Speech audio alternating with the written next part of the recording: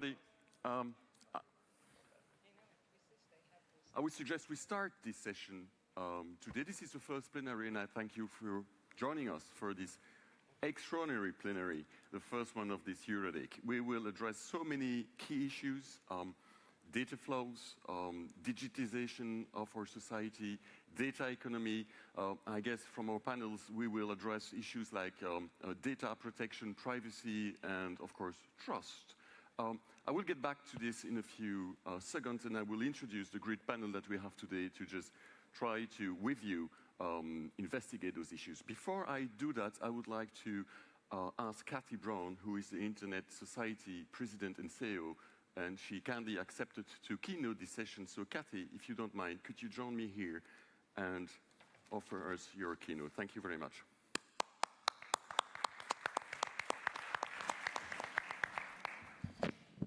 Hello, good morning. I understand it, when I was sitting there, you couldn't hear it very well. Are you okay now? Okay, very good. Thank you. Hello, everyone. Thank you so much for having me here, inviting me to this panel. I think it's going to be a very good one.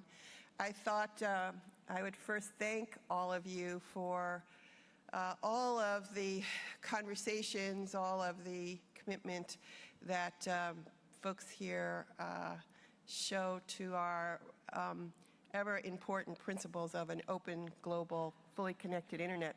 I'm just on my way back from the African Internet Summit in Botswana, and it's very heartening to me to see the energy that is generated around the world. Listening this morning to the young people, Africa is a young continent, and it is in the hands of the young that the internet there is being developed.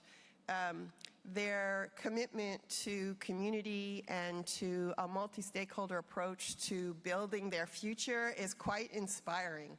And I commend to all of you, from wherever we sit in the world, to turn around and look at our neighbors around the world and see that indeed we still have this global, distributed, open internet that people are quite deeply committed to. And I applaud Europe and all of you here for that commitment. You all know that ISOC has, I think it's 31 chapters here in Europe, 34 chapters here as we keep increasing. And that the work of ISOC is done a lot by the chapters who are addressing the critical issues, talking to their governments, talking to each other, organizing efforts like this to make sure that the things we care most about stay on the table and are at the front of the agenda. So what are we in the Internet Society focusing on this year? Two things, access and trust. Those are the issues we believe are the, if you will, existential issues facing the Internet after its, depending on which founder you talk to, 30 or 25-year history. It's amazing what's happened over these years. We know, and we won't repeat, the kind of growth we have seen in parts of the world. But our concern is that only half of the world is connected, and that we can't have this. We cannot have only half the world connected to what is the central nervous system of our economies right now, the way people communicate one to the other, the way we are been able to actually change the way we live, the way we think, the way we gather information. We cannot have half the world not connected. The other issue we think is of existential value is the security issue. The trust that people must have in order to use the internet, we believe, has come under attack. It is every day that we see some criminal hacking of the internet, people losing their own data. We are faced with corporate action that, at least for some who have not given permission for use of their data, is unacceptable, needs to be looked at.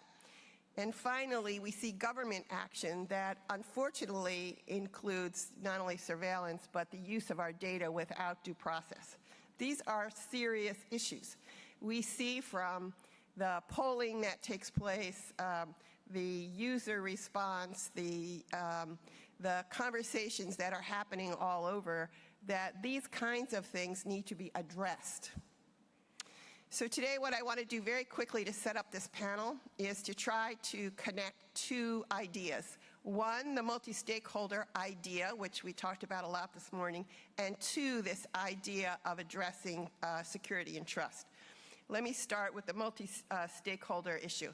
Indeed, it is a post-WSIS world, as Frederick said this morning. In November of last year, the world's government stood up and said, yes, indeed, we agree with what we did 10 years ago, and the so-called governance on the internet should be and is a multi-stakeholder bottom-up process and not a governmental top-down process. There was unanimous acceptance of that report. We should applaud the work of this community and communities around the world that we have achieved that. We really do have a consensus, at least on paper, that this is the way we should go. And now it is time, in my view, as Frank LaRue said this morning, to put some meat on those bones. We really need now to make it happen for the practical application of this process. I'm pleased that UNESCO is looking into it on research. I think it's time that we all pay much better attention to the elements of what it is we have won here and how to put them in action. The Internet Society published a paper just this last quarter on why the multi-stakeholder approach works. We have now translated it into all of the UN languages.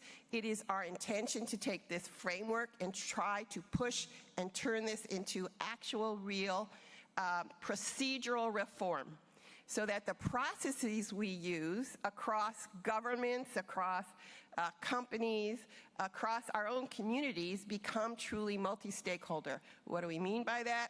We mean open, transparent, inclusive, and accountable. We have a long way to go to get our processes to actually look like that. And they must go beyond dialogue and consultation to actual decision-making.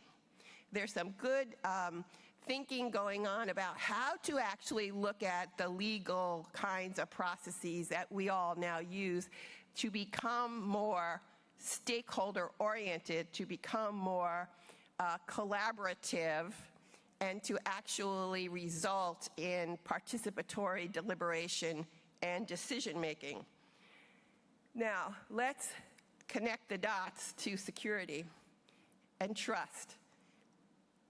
Even with our allies in governments and elsewhere who agree with us that this collaborative approach is a better and best approach for the internet, when we come to security, they say, no, wait a minute, we'll take care of that, thank you. The governments will decide, both inside their borders and on a global level, how we're going to deal with this. And we believe at the Internet Society that this is a totally wrong approach, and that we need to take the same aggressive advocacy that won the multi-stakeholder approach to begin with and apply it to what we call collaborative security. Olaf Kolkman will run a session later on in the program on the elements of what we're calling collaborative security. I will talk about it further in the panel and try to lay out the elements of what we believe has to happen in a collaborative forums, watch forums. We have to talk about where, what, and how, so that we get decisions that don't balance privacy and security, but that result in both. I think this is I just feel convinced that this is the topic of our day. This is what people who use the internet care about. It's what governments are talking about. It is what people all over the world are worried about. So as we gather together in our various forums around the world, I hope to bring this issue to the top of the list, to the top of our agenda. The issue of security and trust is the issue of the 21st century on the internet. We must address it together, and we must use collaborative processes in the spirit of the multi-stakeholder jurisdictional approach that we have hard won, and we have to do it loudly, boldly, and so that it's clear to the whole of the community how we proceed. So thank you for this opportunity to set this, I hope, set this conversation up, and I'm looking now to my distinguished panel to help develop some of these ideas. Thank you. Thank you.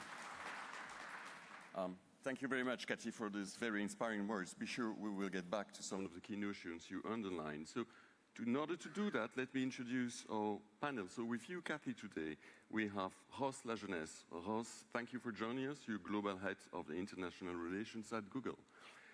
Next to you, Anna Kakalashvili, you are a Master of Law student at the University of Cologne, but you're also working at the legal department of GIZ. You're also a member of the Isaac Georgian chapter and a member of the organizing committee of the next to come IGF in Georgia in September. Thanks for joining. Piers O'Donoghue, you work with the European Commission, you head of Unit Software Services and Cloud Computing. Thanks for joining us today. Matthias Spielkamp, you're a journalist, but you're also the founder and the publisher of iRise.info, that covering legal, economic, and policy aspects of digitizations. Thank you for joining us. There will also be people in the room here who will help me driving this conversation, starting with you, Emily Taylor. I don't know if I have to reintroduce you again. You are a well-known expert in the internet governance for ages, and among others, you're working with EuroDIG and Chatham House. We have as remote moderator, we have Sonia Herring, you youth ambassador from the Network of European Youth, and you are an editor and a social media manager. Thank you for this, and thank you for being the voice of our remote participants, which, by the way, I would like to welcome as well.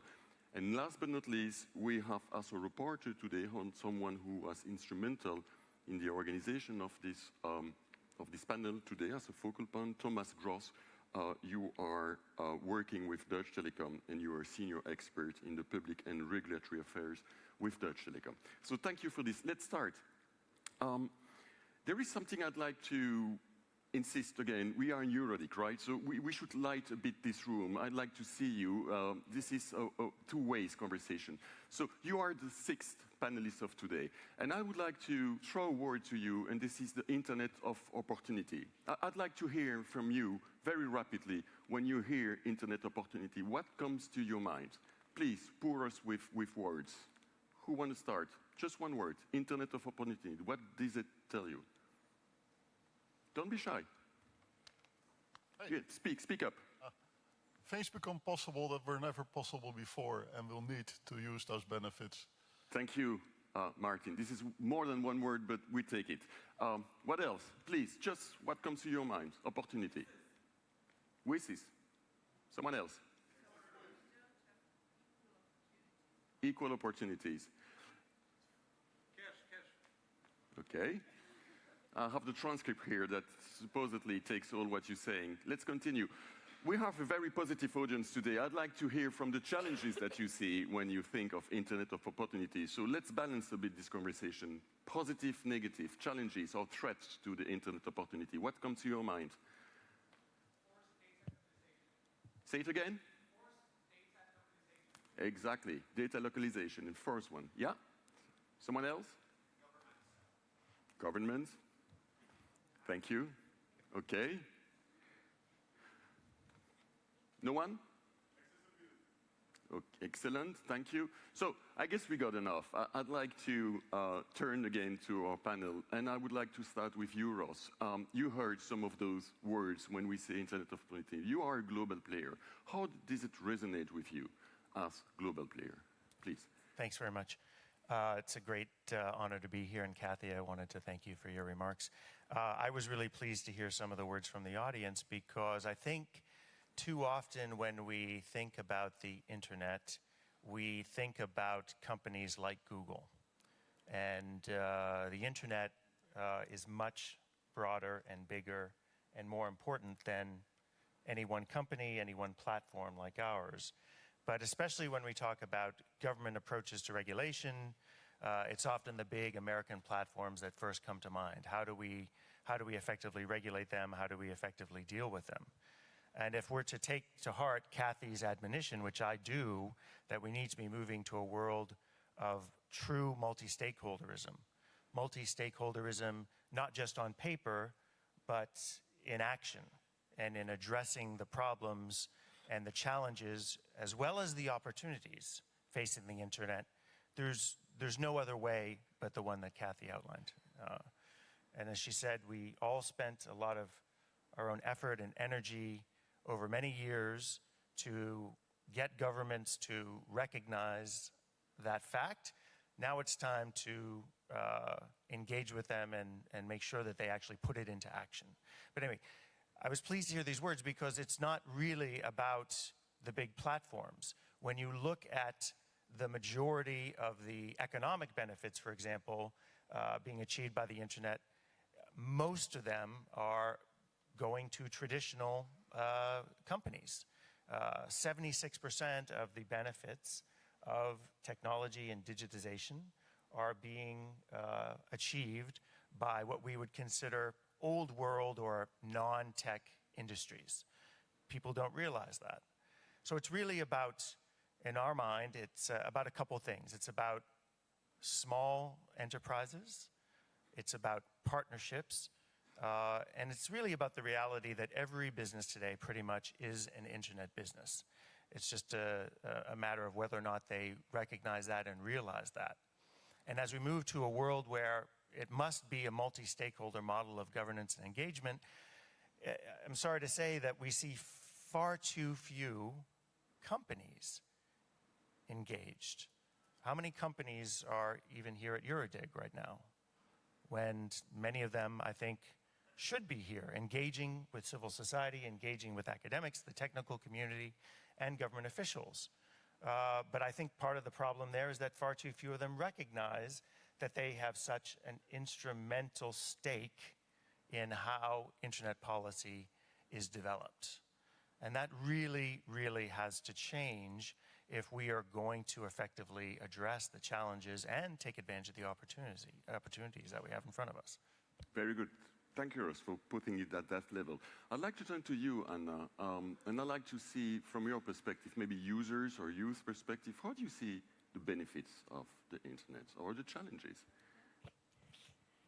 Yes, hello everyone, and yes, as I am here as the youngest panelist, yes, I will be talking from my perspective, and let me say that besides being youth, I'm a customer, I'm a citizen of my country, and but again, as a young person, I am embracing this digital evolution, as I call it, and I love that this society is becoming digital.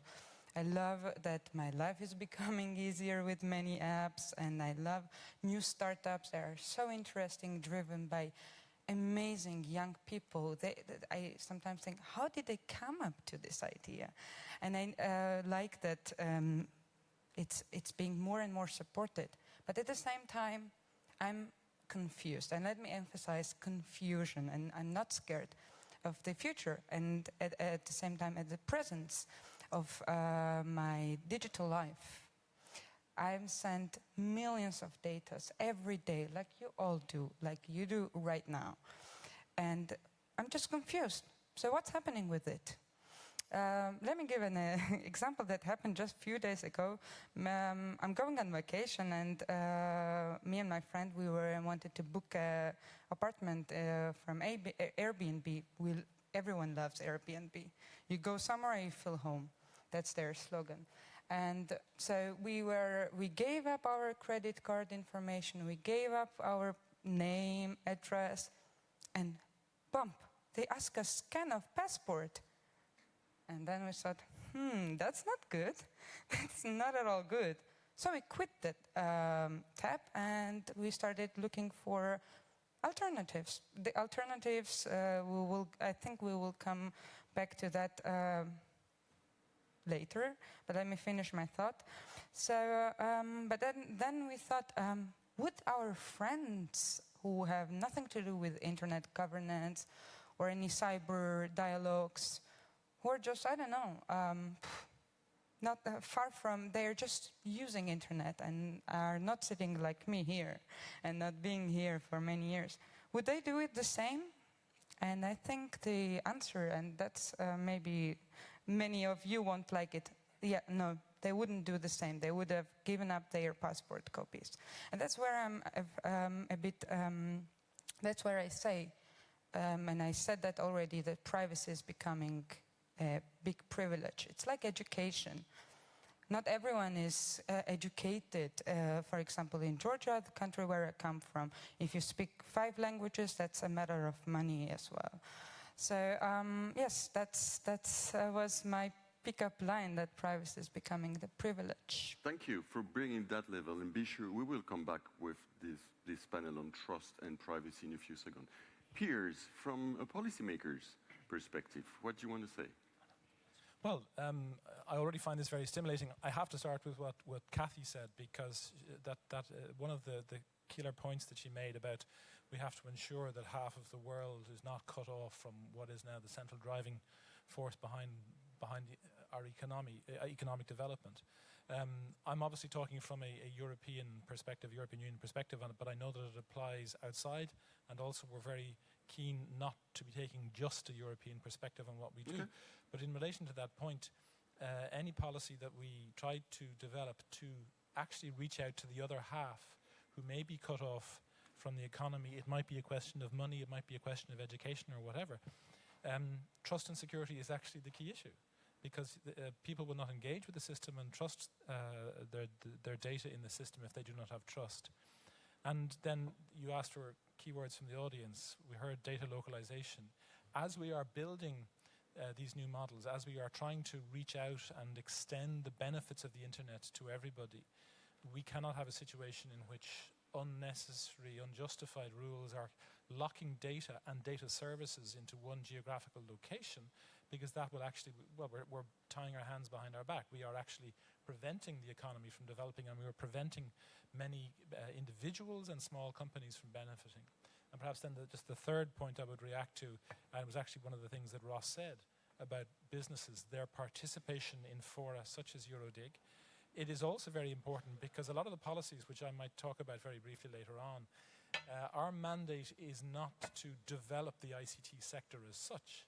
We work a lot with the ICT sector, but our mandate is to develop all of society and all of the economy. So it's all of the businesses in sectors, the traditional sectors who can, and some of them are, but many are not users of these technologies, who can grow, who can put new ideas in, who can lower costs for others.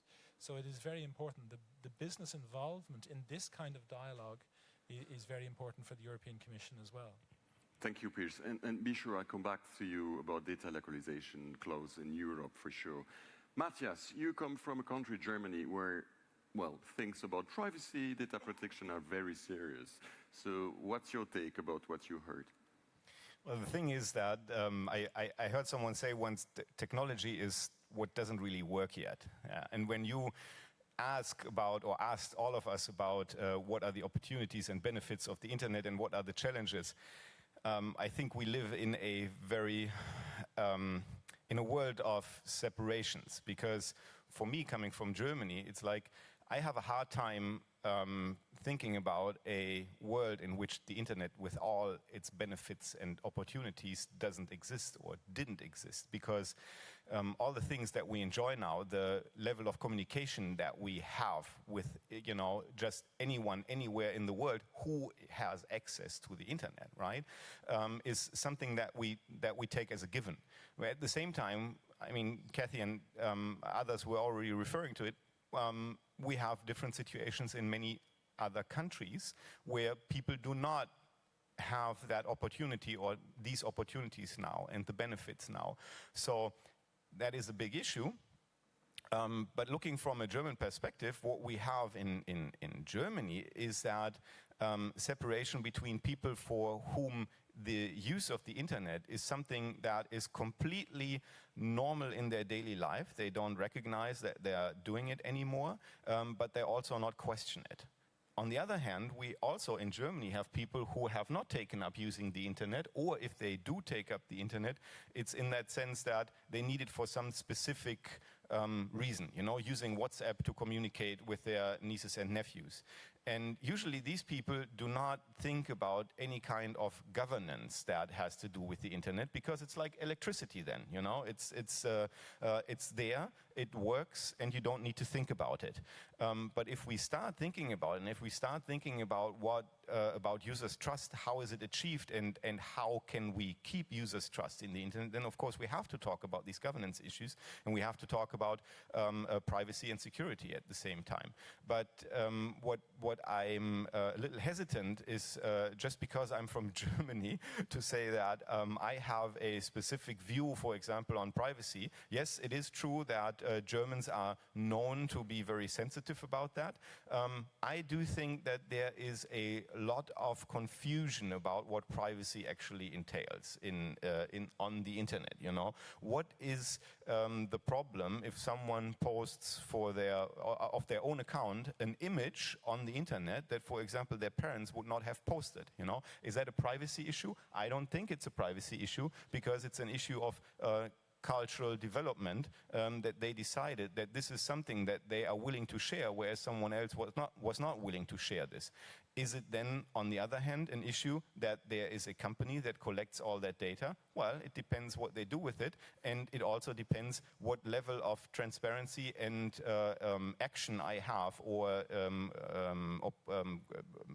possibilities to change that. Now, I think we have to look at this on a case-by-case basis, because otherwise we'll get tangled up in that whole huge debate about what is privacy to many, many different people. I agree. But we might nevertheless address that today if we have some time. Back to you, Kathy. You're leading an organization that promotes the vision of an open internet based on the internet DNA, on the technological roots. How do you want to react to what you heard? I think all of it, who said this, many things can be true at the same time. And if that isn't so on the internet, it's not so anywhere. There's many things, complexities that arise on humankind using a tool, a platform, a connection that is open, completely open to anyone, anywhere, to say and do what they would choose to do, but for barriers that are put in the way. That's quite a thing. This has never happened before. It is certainly going to cause the world's communities, states, peoples, some confusion. It is certainly going to call upon us to figure out some norms of behavior, of the way we want to operate as communities, because we are communal people. We are communal in the whole nature of things we do, and we're no different on the internet. Indeed, it makes us more communal on the one hand and more separated on the other, because there we're sitting with our computer or with our device, not actually talking and looking into the eyes of someone, and yet being able to reach all over the world. So we believe deeply that the benefits far outweigh the challenges, but that the challenges are real, and that if we don't meet the challenges, the benefits could be badly affected. So let me just take up something you just said. We see every problem before us and think, how are we going to solve that? If you're someone from the UN, you think you need a treaty. If you're someone from a national regulatory place, you think you need a regulation. If you're a mother, you think you need a good swat to say, please don't put that up on the internet, right? We all, wherever we're sitting, have some notion of how to solve that problem, which is why we keep saying that in this complex ecosystem, we need to sit together and deliberate together, because we will have different points of view. The principle that you will see in this great paper that I didn't get to hold up yet, called Collaborative Security, these are my ad moments, says this, by the way, that when we are trying to solve these problems, and here in particular we're talking about security, there's no single piece of legislation, there's no single technical fit, and it's not that this thing is going to be solved by anyone. And here's what I want to relate to what you just said. typically, for greater effectiveness and efficiency, solutions should be defined and implemented by the smallest, lowest, or least centralized competent community at the point in the system where they have the most impact. Does this sound like an engineer talking? It is, but it's a good social as well as engineering concept that you govern, so-called govern, at the smallest place where the centralized community is affected. So if we're talking about teaching kids how to be responsible on the internet, I would like the teachers, the parents, and those mentors with kids to be able to have that. If we raise it up and we talk about, well, what are we going to do with respect to the community use of the internet for governance? We ought to do it at that level, and so forth. I think we can tackle this if we start to look at some principles of how to meet those challenges to ensure the actual benefits. Thank you very much. Thank you very much. Kathy, we will come back for sure in a few minutes on those security issues that you underlined. So let's keep in mind the general level of conversation here. No one will be able to solve those issues on his own. Therefore, we still completely plead for the multi-stakeholder approach. I'd like to get back to the keywords, and I would like to warn you, dear audience, that I will also get back to you in a few minutes. But after this first tour de table, the word trust obviously is an overarching issue and concern among many of us. Kathy just said this morning there are concerns from users, breaches. Anna, you said you don't know where your data go, who store it, where is it, who use it, how it will be used. I'd like to hear a bit from you, Ross, from, again, a global business. How do you want to address this? How do you feel we should tackle trust? I would not even like to use the word restore trust, but build trust. How do you feel we should do that? Well, we certainly have cared about and focused on our users' trust from the very beginning. If we hadn't done that, we wouldn't have grown to the size that we are, the number of users that we have. From the very beginning, from my very first day at Google, which is a little over 8 years ago, there are a couple of things that are drilled into your head as an employee of that company, and one of them is always put the user first. If you put the user first when you're designing a product, when you put the user first when you're doing any of your jobs, including mine, everything else is going to take care of itself.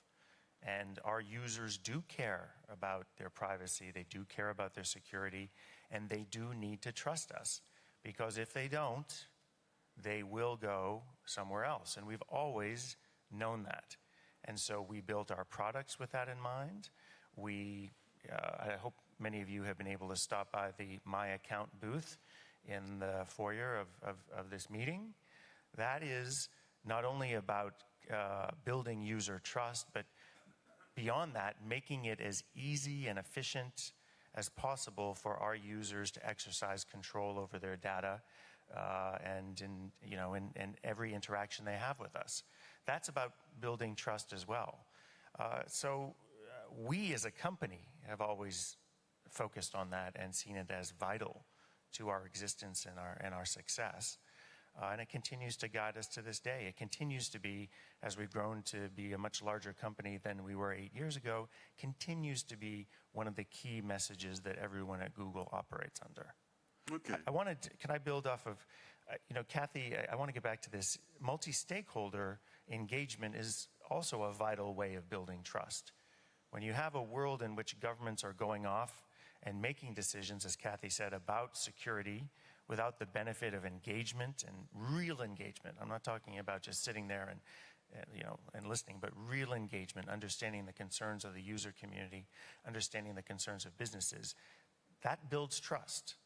So this multi-stakeholder way of engagement is not only the smart way of building internet policy, it's the only way to build that trust that users must have. Trust in government, trust in businesses and platforms that they use, trust in society, and generally trust in this thing called the internet.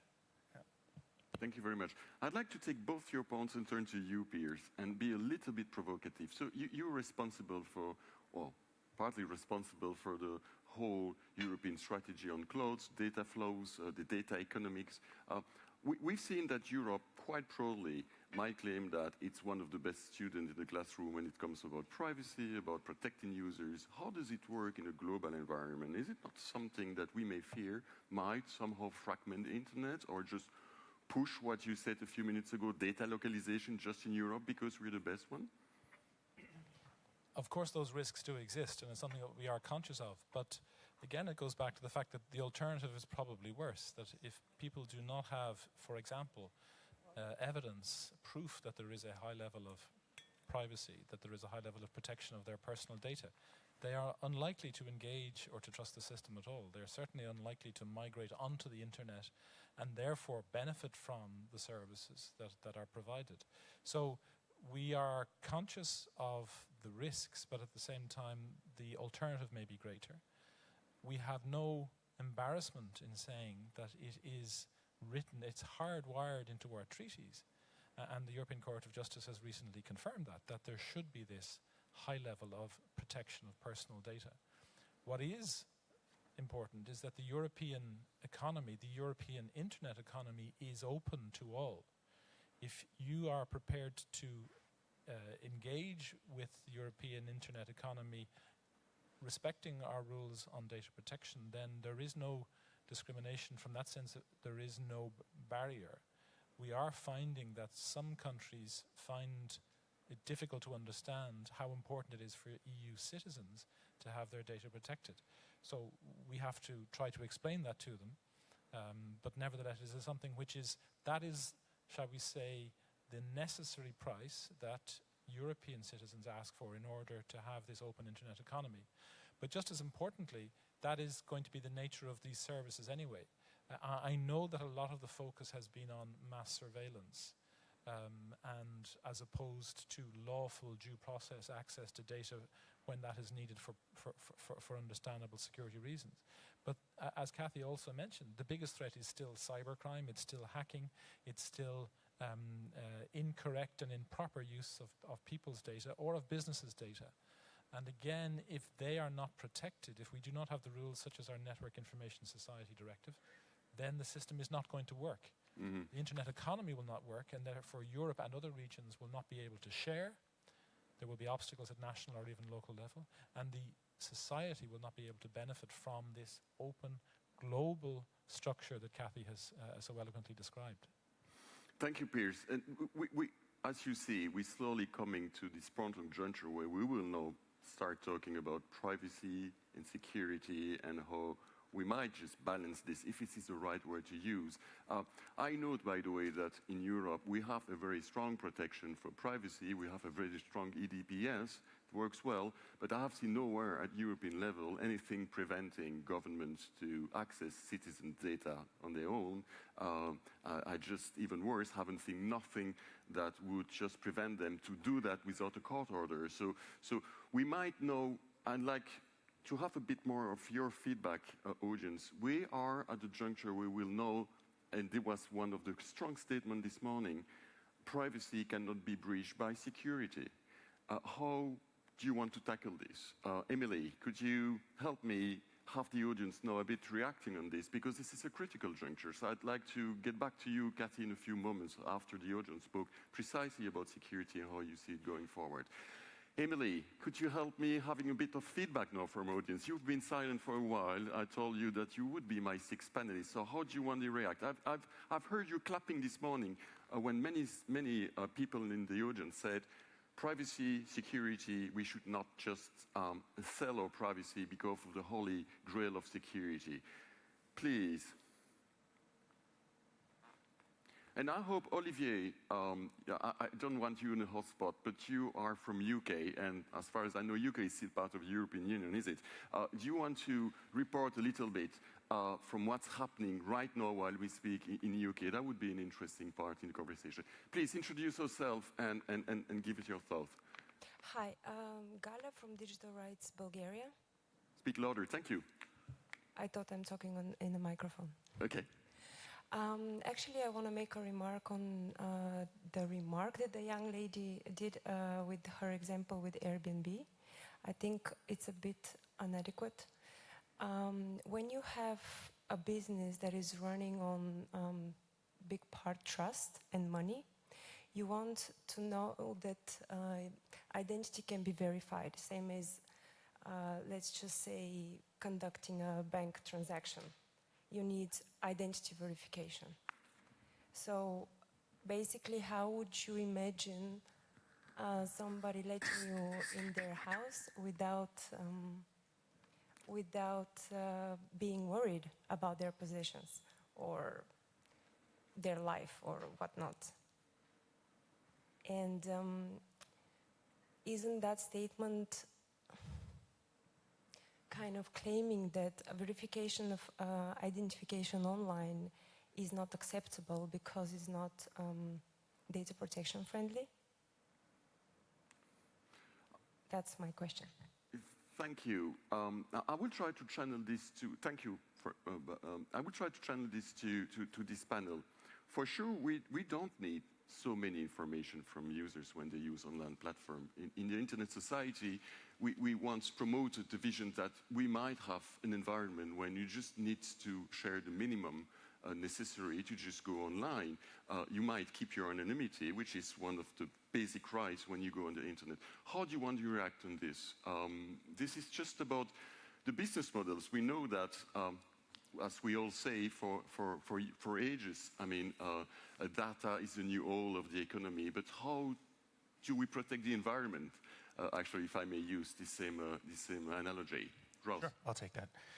I think the first thing that it's important to remember is that there's a very clear distinction between government surveillance and company use of data. Government surveillance, no transparency, very opaque rules. Sometimes the rules aren't even followed. There isn't a whole lot of information about what's going on, what's happening, that sort of thing. I mean, Google's approach, and I can't speak for other companies, but it goes back to that issue of user trust. From the very beginning, we've looked at it with a couple different principles in mind. The first is that you give users transparency about the data that is being collected. More transparency, the better. And if you visited the My Account booth, you know that you can, we've done this forever, but now we're just making it even simpler for users because too many of them don't do this. But you can have complete transparency on the data that is being collected. You then have controls over what data is collected or not collected. Give users complete control over that. And then you make it easy for users who do want to leave and use other services to export that data. You can do it with, I think, 2 clicks on Google.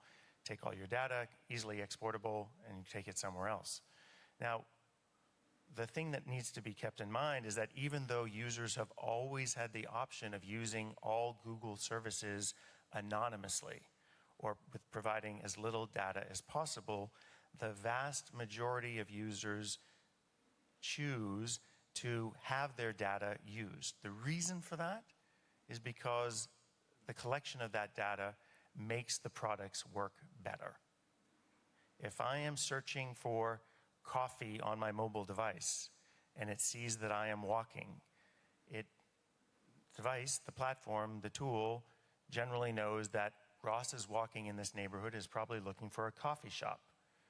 If it were to give me back the Wikipedia entry on the history of coffee, that wouldn't be what I want. And so the whole evolution of Google search and other products has been the evolution of what do users want? What do they want in that moment? And in order to figure that out, there is collection of data. Now, if I'm walking around and I really don't want my data being collected, I want to use it anonymously, or I don't want people knowing my location, not people, but the tool using my location, I have that option. But what that means is it's going to send me that Wikipedia page on coffee, or it's going to send me something irrelevant to what my needs are at that moment. So, there are a couple different ways of looking at it. I think it's important to keep in mind that all of that is underpinned by this very strong focus on trust. If the users don't trust us, they will go somewhere else. And we have never lost sight of that fact in the entire existence of the company. Emily, please. Doesn't seem to be working. Okay. Oh, there you go. Ross, could I just explore some of those points a little bit with you? How many people in the room, albeit we're not particularly demographically represented, how many people have read Google's Terms of Service? Actually, quite a few. It's probably undermining my point. But one of the things that surprises me in your Terms of Service is that you retain the right to scan people's emails. Now, I think most people would view that in email correspondence would be something that's inherently private, particularly as it might include, say, privileged communications or private communications. So in terms of, you talked about user consent and all of that stuff, and I felt so happy and so relieved. But then I thought about this, and that you're scanning everybody's emails who uses Gmail. Do you really think that they've consented to that? I think it's a very dangerous proposition to say that companies have the sole and complete responsibility for what users do online. All right? I mean, there is an extent, we have tried and continue to try and make it as transparent and as easy as possible for users to understand what's going on and to give them those tools. But there is a point at which the user needs to be informed and take responsibility for his or her actions online. Do you think that they will go elsewhere, though? Because one of the things that is such a sort of conundrum to, I think, lots of us who are concerned about surveillance, and we see survey after survey which shows that users actually tend to trust private companies less than they trust governments with their data, and yet they still won't move elsewhere. And so what, it's the, I heard your colleague once say, with great power, great responsibility. That's a Spider-Man quote, I think. But, can we always put the onus onto users? Doesn't the responsibility lie with you as a global player when you're seeing that people actually are losing trust in you, but they're still not moving, to actually change your practices a bit and not collect so much? Emily, what would you, let's look at the terms of service, for example. What would you say the answer is in response to that? First of all, there's been a slight accusation that we are not taking responsibility for our platforms and for our relationship with the users. And I completely disagree with that. We spend a lot of time and energy trying to make sure that users retain their trust in us. We've spent a lot of effort. We heard concerns earlier that the terms of service were opaque and very difficult. We simplified them. When we tried to do that, it was the DPAs in Europe that took us to task for the way we did that. So, I mean, we do our very best, and we do it because we try and do the right thing, but we also do it because it's obviously in our business interest and in the relationship of maintaining that trust with the user. So, I guess I'd say I would just respond to maybe the implied accusation that we aren't taking it seriously or the great responsibility. I think we live that every day. No, thank you. Thank you, Emily, for jumping in. I will get you some safe time now. Thank you for your response. I'd like to turn back again to you, we were talking about privacy and security and how we might need to balance this. I mean, this is a key question. I mean, people keep asking, how could we do this? Do you have an idea you want to share at this stage? Before I turn to you, Katin, I want to hear you a bit more about security. Piers. Well, it's not an idea. I want to share my confusion, but also build from that confusion onto where we might have a problem about understanding what we are all talking about. Because when I think about security, I'm thinking about data security, I'm thinking about network security. I think sometimes people who are legitimately talking about and concerned about the intervention of security or homeland security mechanisms. Exactly. Good point. Then, because I won't speak for Kathy, but that's how I understand her comments on the balance. Certainly, our starting point, security. There is no trade-off between privacy and security. There's no trade-off in the sense of you won't have people using the systems unless you have security. And way back when there was the original Snowden revelations, the European Commission very quickly came out with a policy communication, said that we have to rebuild this trust, but that we have to do it not because we are going to make apologies for a state mechanism or a state surveillance structure, but quite clearly the Commission said that mass surveillance was not acceptable. But that in any event, we had to restore trust, we had to restore security in that data in order for the data economy to move forward.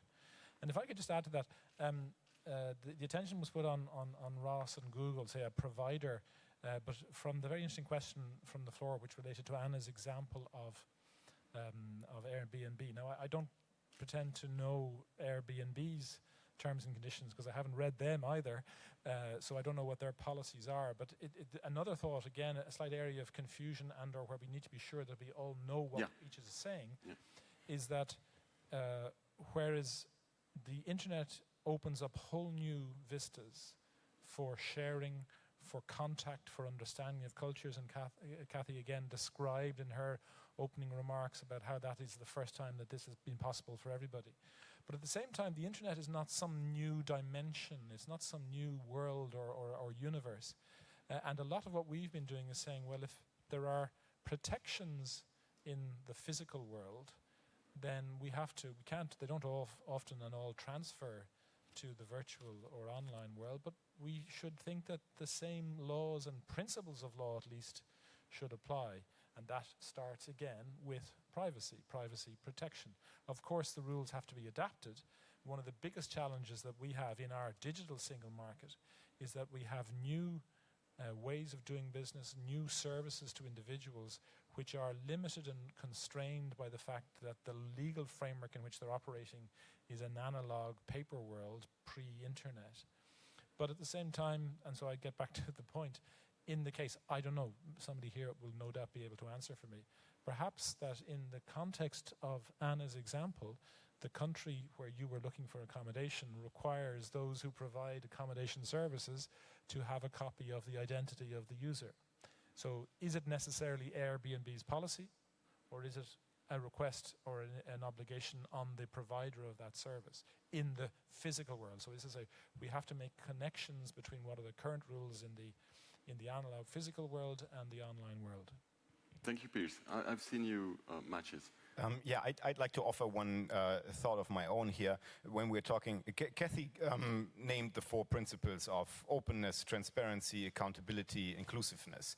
And leaving aside here for my thought that I have, the idea of inclusiveness. If we look at open, transparent, accountable, I think this is where the trust issue really lies. Not only, but it's one of the most important aspects. And we were just discussing this, Emily asked how transparent and accountable is Google? And Ross answered, well, we have our terms of service, we try to simplify them and so on and so forth. The thing is, I completely believe that you did. The complexities of the systems, though, are becoming so great that it is becoming much harder to achieve anything with that openness and transparency. You can be as open and transparent as you want if people don't understand what is going on, If you have your terms of service published, that doesn't mean that anyone can understand them, because most of the time they are written for lawyers anyway, and this is probably how they're supposed to be written, because, lawyers need to challenge them.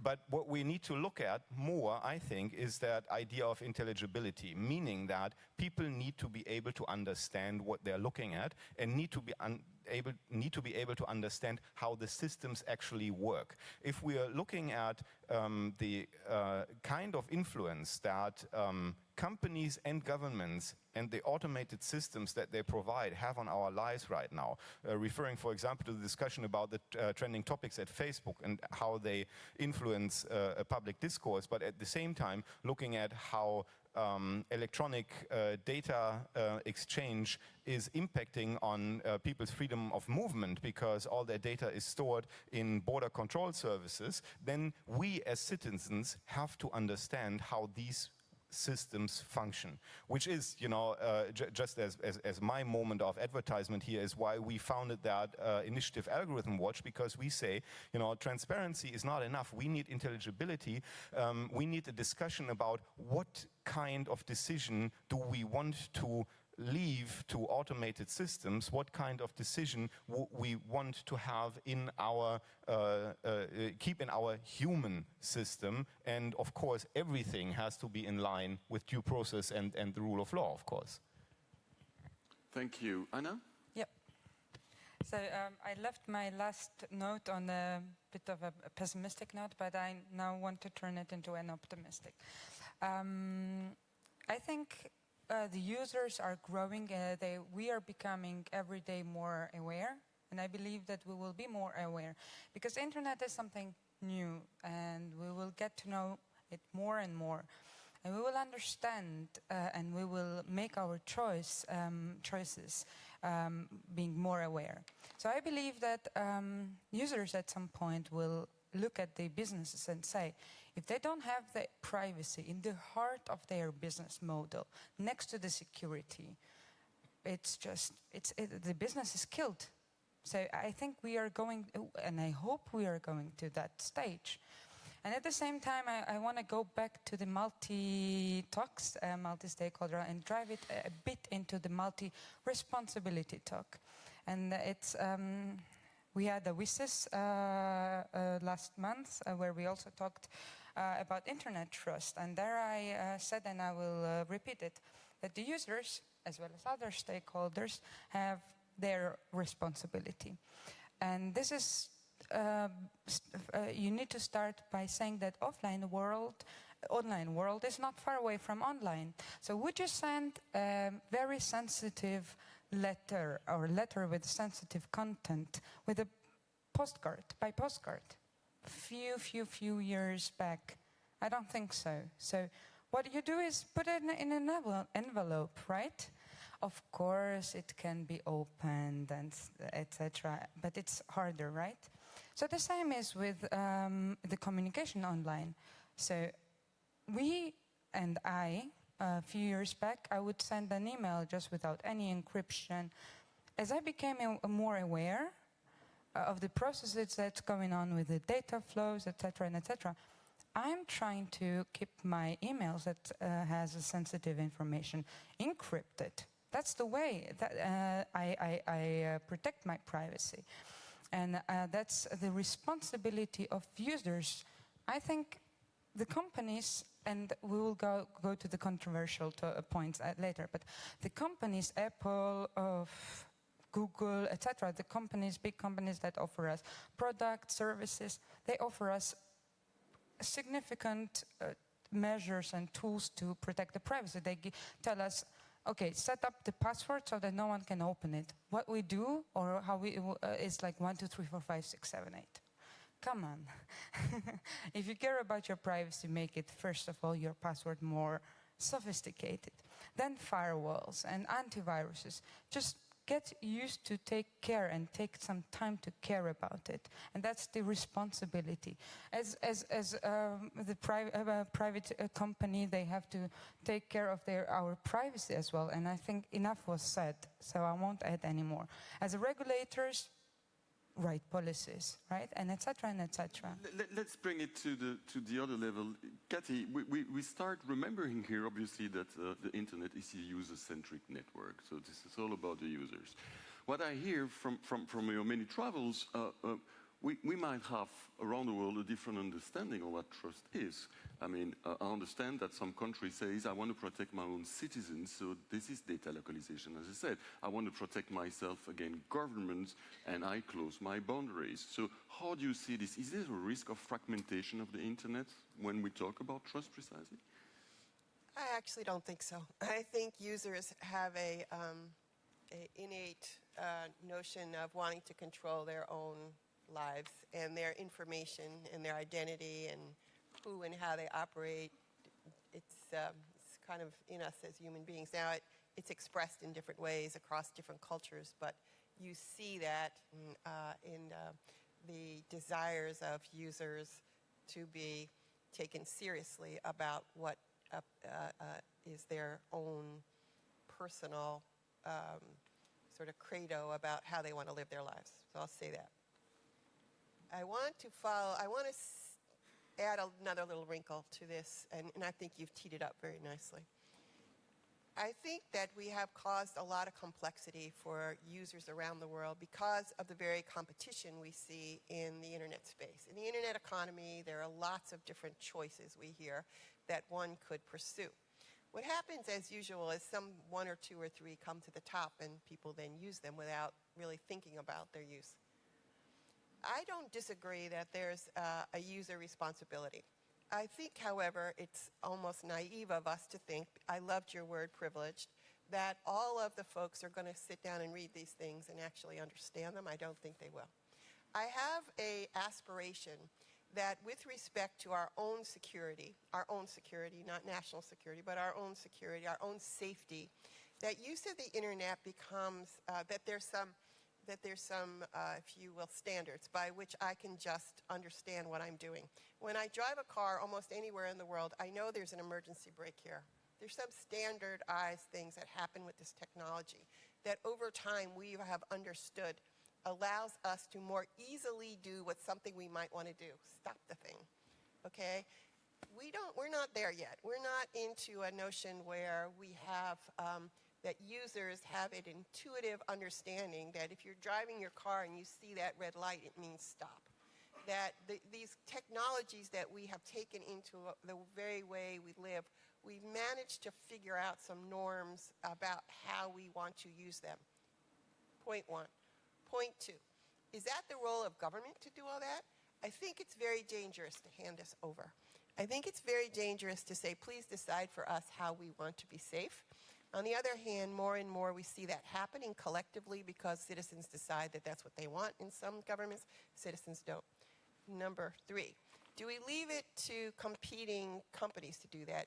Yes, but, and I hear the European Union saying, there's a price to that freedom to compete, there's a price to creativity, and that is you're going to guarantee some level of security for your people. Can we leave it to technology to fix? Well, there are fixes in technology. There are ways to think about this. Encryption being one. We can encrypt that end to end, so frankly, you can't read my email. And or we can start thinking about authenticating identity online. And I'm going to throw it over to Olaf to his next session to really talk about some of the things we think about with respect to authentication of your own identity. So you know who I am, B&B. When I say I am who I am, there is a way for you to know without me giving you your passport. Thank you for not doing that. So we can think about some technological enhancements. We need to think about all of those together. So I'm going to get back to my theme. Not one of them alone is going to get ourselves in a place where we feel much more relaxed about our digital economy and our digital lives. We need to do all of them. And the question becomes, where does that happen? Who convenes and who's at the table? And I hope that we take this up seriously now as the next phase of our thinking as we're trying to solve these hard questions. Thank you, Kathy. I see we have some questions from the audience, and in particular from you, Sonia. Yes, it's Phyllis Yilmaz, and she wants to read out a question to the panelists.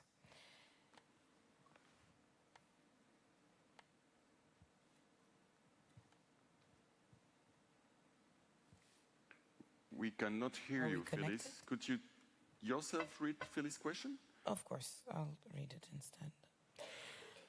Data collection and distribution is a subject needs further attention. Users can go elsewhere, can be a motivation for businesses to keep trust in place towards themselves. But when it comes to governments, users do not have this luxury. If your government asks you to provide certain information, like voter information, there is no choice but to hand it over. Any comments on this from the panel, and especially Pierce O'Donoghue, where similar regulation for better security to protect privacy of individuals can be encouraged at government agency levels? So, Pierce, thank you to take this question. I don't want you to be the only one on the hot seat. Is there any government in the room? It's just someone who can provide us with some answers. I would expect some government in this room from, I don't know, France or UK or some of those governments that tell us that for homeland security they need to access our data in certain conditions or with no conditions. I would like some of you to stand up for this, but Piers, could you start? Well, Frederick, thanks for at least trying, because of course, do we have somebody? Do we have someone? Sorry, I just have the light in my face. So please stand up and come to the mic if you want to say some words about this. Oh, so okay. In the meantime, go, please. Because of course, an awful lot of this is at the level of our member states. Now, it's not a perfect match in any way from what Kathy was saying earlier on, but again, trying to deal with the issues at the lowest possible unit where they can be dealt with. The European Union is built on the principle of subsidiarity. So in terms of what individual member states ask their citizens, what data they ask them to provide, that is largely in the hands of the member states. We are in situations such as with privacy, increasingly imposing or agreeing rules at European level to ensure that there is a high level of protection. But in terms of the individual transactions that a member state may have or may ask of its citizens, that's very much their job. What we are looking at is how do member states do that, and working positively with them. For example, we have one member state which has the ask once principle, that every time you have a transaction with a government agency, you've provided your data once, it should be safely stored, it's linked to an secure electronic ID, so that you don't have to then provide your passport or provide these details again. The agencies should, using the secure government system, have that data in hand. That's one positive example from one of our member states. But at European level, it is clear that the administrations, the public services and national governments, but all of the public services, including at regional level, they have a huge role as well as responsibility in driving forward trust in and use of the internet. So, for example, access to government services online can greatly facilitate individuals' lives. It can mean that actually members of society, individuals, have a greater understanding of what their governments can provide for them and greater access to those services. And also by developing governmental services and therefore the presence of public administration online, they actually encourage the economy to shift if there is trust and security. Yeah. So through our EID, through the initiatives that the European Union has taken in conjunction with member states, we are trying to ensure that there is that, and when I say bottom line, I actually mean it's quite a high level of protection to allow that trust to develop. But simply because of the volume, the size of public services in any national economy, they have a role of creating a critical mass where through use, through even habit, people become more comfortable using these services. They then also, it's in itself, it's an education. What do you do? What can you trust? And that is, we hope, and I hope I'm not sounding too naive about this, but that is a virtuous circle in the development of the interaction of the individual to the internet world. Thank you very much, Piers. Very good point. Matthias, you want to say something before I wrap up? Yeah, to the question, because if I understood it correctly, it was emphasizing the difference between the level of control that different entities have over your life, be it on the one hand a government entity, you don't really have a choice except emigrate, right? On the other hand, a private company where you can choose whether you want to use the services or not. This is exactly one of the questions that we are debating in our group of people who are thinking about that algorithmic accountability question, because of course that is important. The level of power that the entity is able to exert over you. If, for example, if we say we need intelligibility, that is much more important if, for example, there were an electronic system with algorithmic decision-making, probably even self-learning approaches that would decide over whether a citizen will receive a visa to go to a certain country or not. Then it is, for example, about discriminatory pricing.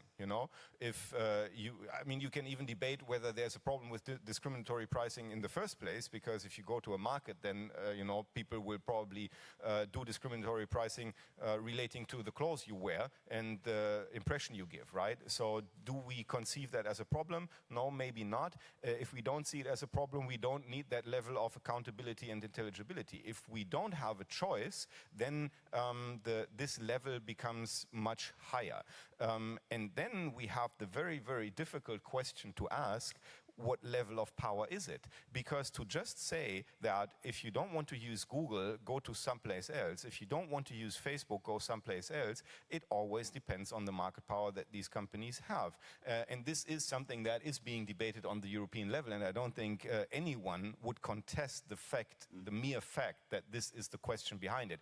What the decision then is at the end, you know, whether there is a overwhelming market power that someone is using for the users or disbenefits, I don't know the correct word for it right now, that is an open question, right? Thank you very much. I don't know if any of you want to react on this. I see we have 2 questions. We have 7 minutes left, so let's go. Please introduce yourself and ask your question. Yes, good morning. I try to be brief, but it will be hard.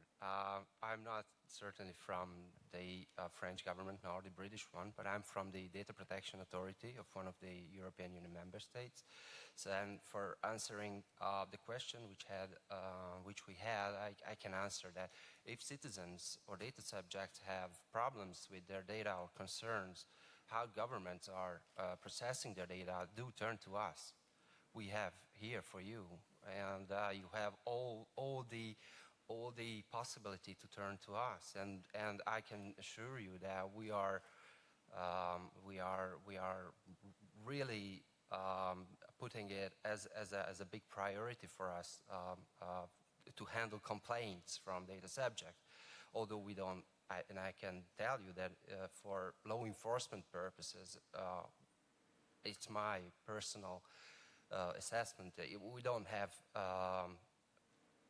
that much, which is quite surprising. But this is another question. I also would like to make some comments, if I may, very, very briefly, because I'm here representing the TPD, the Data Protection, the Consultative Committee for Convention 108, the Data Protection Convention of Council of Europe, and I really would like to applaud very loudly this approach of collaborative security, because that's we are also fighting for, and that's I was personally advocating for. This is what we have to do, because in my opinion, security and privacy is the two sides of the same coin, which is our current common currency, which is democracy. So we have to fight for it, and we certainly have some very good example in TPD. We have the reform of the police, the recommendation on police, and for example the special investigation technique also, and it includes data protection and privacy experts. But my question would be to the panel, so how that we can make it more beneficial for everyday citizens? How can we instrumentalize more, democratize more these already existing process? Thank you very much. Can I keep your question for the last question that I will ask the panel to answer? I will keep this. Thank you very much. Do we have another question? Yes, hello. My name is Musab Abdullah. I'm from the Ministry of the Kingdom of Bahrain. However, the comments I'd like to make are my own personal views. Thank you. I think the issue that we face is mostly one of accountability. At the end of the day, we hear a lot that governments are told basically stay out of the sphere. Anything internet-related, data-related, we don't want governments in there, they're bad. There's a couple of issues with that. First of all, there's a gross generalization and oversimplification. Not all governments are bad.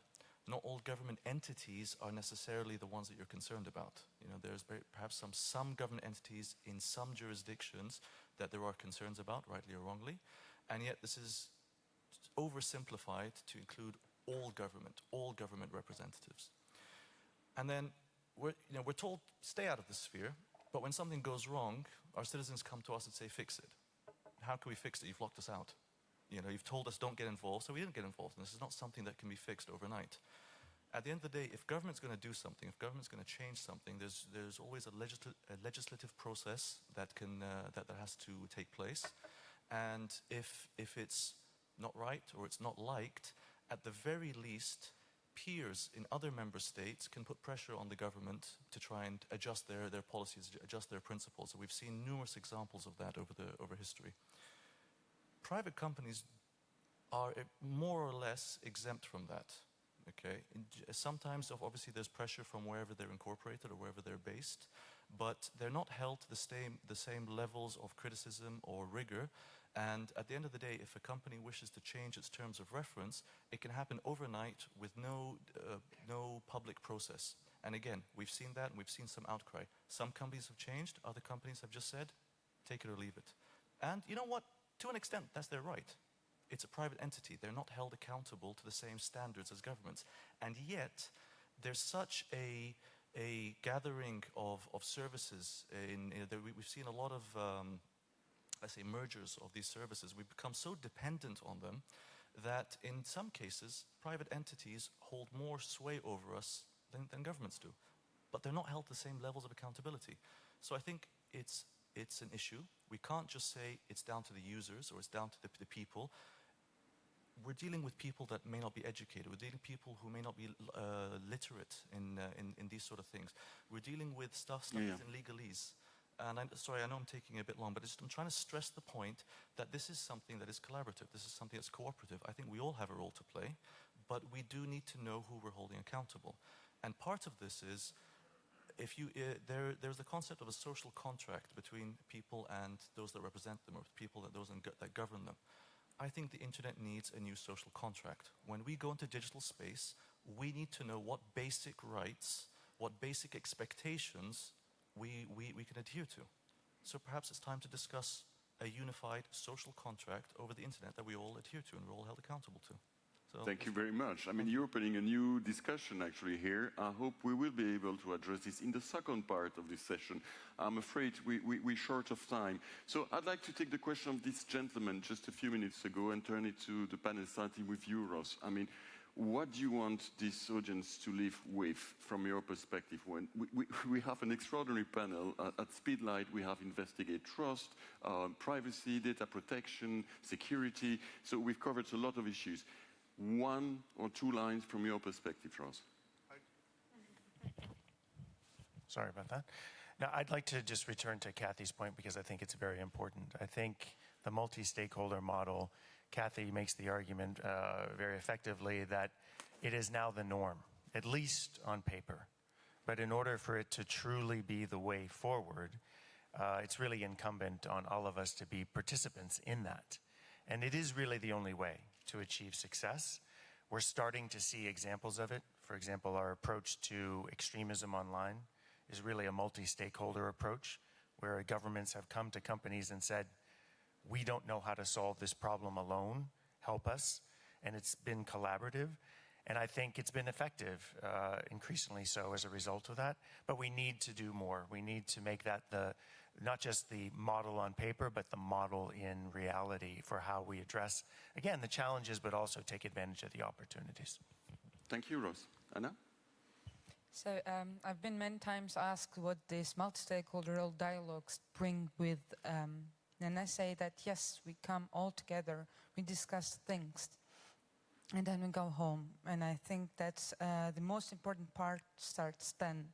Taking our responsibilities as someone who is a young person, someone who is from Google, ISOC, etc., commissions, governments, and that we all try to take our responsibilities to keep this internet open and neutral and innovative. That's the most important things. So this will be my closing remarks. And thank you very much, Anna. Piers. Thank you. Well, starting from the question from the perspective of national data protection authorities, I think it is important to remind ourselves that there are mechanisms and elements who are very deliberately working for the citizen. The network of data protection authorities in the European Union, who will have an even more important role under the General Data Protection Regulation, they are independent of their governments. Just as importantly, they're independent of the European Commission, and they are implementing a strong set of laws which are designed to protect the individual, and they take pride in their work. Also, the citizen does have an avenue to take if he or she feels that their rights have been in some way infringed, and some of the very important recent developments we've had in European data protection law have come about through court action or through DPA action brought by citizens. But then, because we have these strong mechanisms in place, this is another reason why I think that we have to realize that unjustified restrictions to data are so out of place. Allied to that, the strong data protection, there's the myth that somehow the data is more secure if it's in one place or even in one country. Cloud service providers, and we take a very independent and objective look at their services and technologies, clearly can give stronger guarantees with regard to the protection and the security of data if it is dispersed across several storage sites and data centers. And so the geographical location restriction on the location of data in some cases is actually working against this stated purpose, which is the security and protection of that data. And that's why, and Commissioner Oettinger will be speaking about this, is why at the end of the year we are going to come forward with proposals with regard to removing these unjustified restrictions. But of course that is predicated on a high level of security, network security, and of course personal data protection. Thank you very much, Piers. Matthias. I'm certainly not alone in this room in feeling a certain level of frustration after a conversation like this, because many of you probably think, well, you know, we didn't hear any answers to the questions that we were all posing. And yes, I do feel the same. At the same time, because we are here at EuroDIG and it's an internet governance forum, we are all very much used to this frustration and have a high tolerance for that. And I think that's a good thing, because in the end, this is what we need to keep doing. We need to keep talking about this. Yes, I do think we need regulation. We need regulation on a national level. We need regulation on a regional level, for example, at the EU. But we also need responsibility by companies and by users, you know, by all of us. What the balance is between all this is what we have been debating for a very long time, and we'll keep debating it. And that's why I think this is the right place to ask these questions and to try to find some answers, even though if we don't have them right now. But the most important thing is that we further develop the tools that we can use to increase the understanding of what we're dealing with. Because if we don't understand what we're dealing with, for example, with automated systems and transnational data flows, which is in the title of our session, then we don't really know how to cope with it. So I think there's still a lot to learn, but of course, in the end, we have to come up with decisions. That's very good. Kathy, I have a special one for you. You started this conversation, and then I follow up with asking the audience what they feel when we talk about the internet opportunity. So in this post-WSIS world, how do you see us embracing this internet opportunity and restoring trust in the internet? So I believe deeply that this is an internet of opportunity. I see it everywhere around the world. Honestly, it sounds trite, but it inspires me every day to see how people use this, as I say, one of the greatest inventions of humankind, honestly, to keep innovating. And that's the word I want to use. Again, it's an overused word, but the very nature of the internet is about innovation. It's about innovating itself to keep changing and growing and changing, including becoming more safer, in my view. We will innovate our way to safety. We will, if we allow ourselves to. And that with respect to the human issues that now revolve around the use of this tool, we need to use the same tools of innovation to come up with new ideas for old issues and just new ideas of moving forward.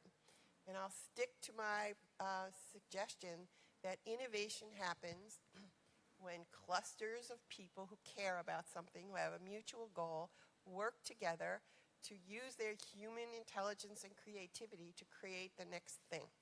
We are at the pivotal point where we need to do this creation again and again and again. Let's make ourselves, remember, we're not going to become incumbents on the internet. We don't actually need to defend what we did 5 years ago. We need to keep thinking about what is the next step. I believe we have the tools to do that, and I leave this feeling not frustrated, but hopeful. If we can get the frameworks, define the issues, and get to work, we will solve it. Thanks. Thank you very much. Look, I promise you a great debate. We have had a wonderful panel who was able to jump from one topic to another, so help me clapping this panel. Thank you very much.